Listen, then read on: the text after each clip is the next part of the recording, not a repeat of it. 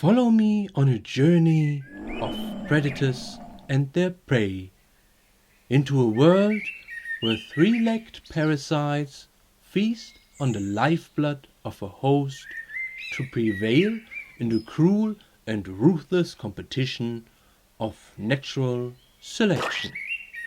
It is midday. The almost motionless hunter lurks silently until a victim suddenly approaches. Then, when the moment has come, he strikes quickly and with pinpoint precision. A symbiosis is born. Hey, what's up? Cancap here. Welcome to the first part of my new mini-series in which I show you the basic items that you need in order to make YouTube videos. In here I will give you recommendations for the best bang for the buck, so you neither buy cheap stuff you will regret wasting money on, nor that you have to get broke just to get a usable camera. Let's begin with the first small episode. You need at least one of these gentlemen to frame your shot and to hold and position your camera in an angle that's interesting.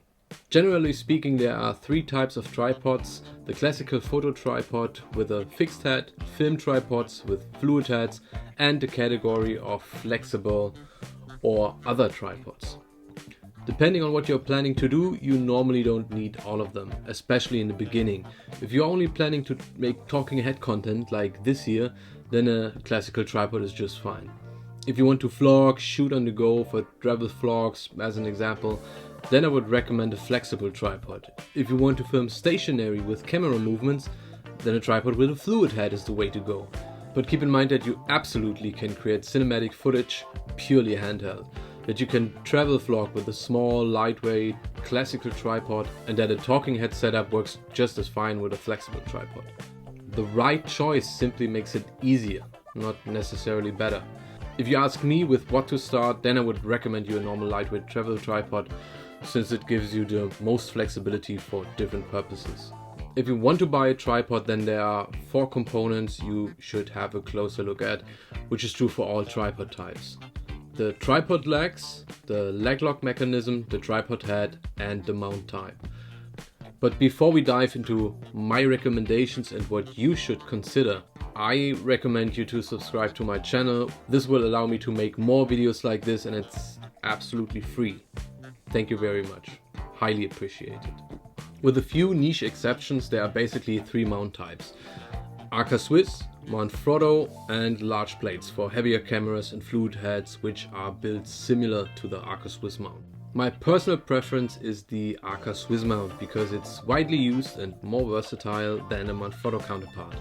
I can easily go from my flexible tripod directly to a standard gimbal without changing the mounting plates.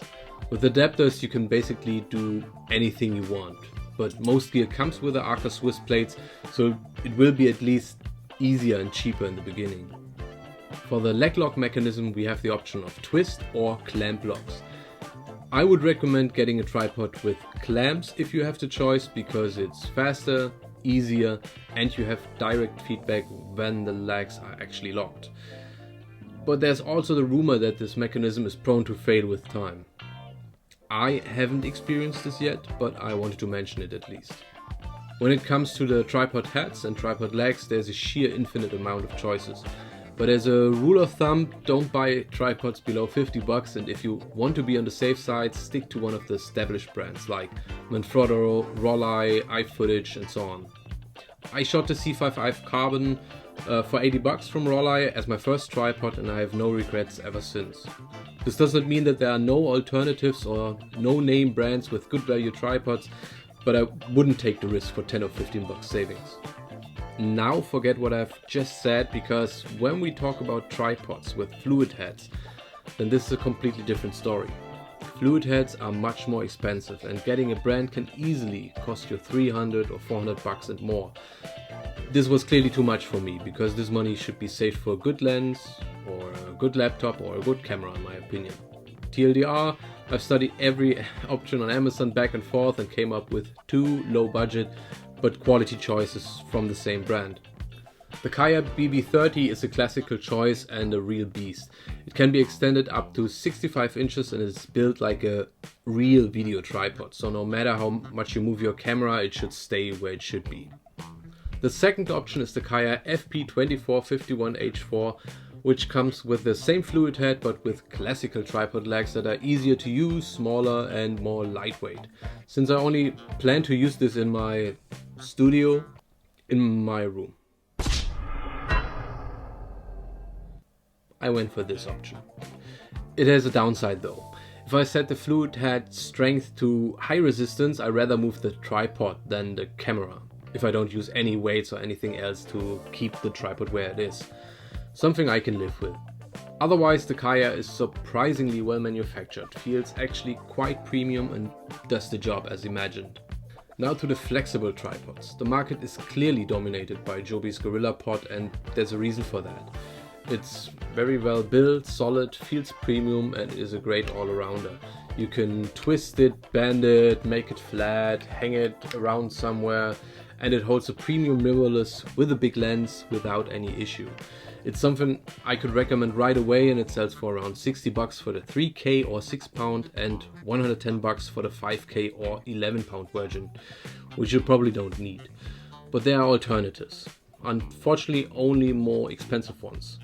The new and promising PGI tag Mantispod for around $150 and the somewhat unflexible Switchpod for 100 bucks. I dropped you links in the description down below if you want to see in-depth reviews of those two. Last but not least, if you bought a tripod, which is okay, and after a certain period of time you come to the conclusion that the head is too cheap or that the head is actually fine but you dislike the legs, etc., then you have the option with any mid-tier plus tripod to screw them apart and change the parts you want to. This is normally not possible with cheap tripods. You could even grab one with a mount that is not compatible with any mount of any other competitor.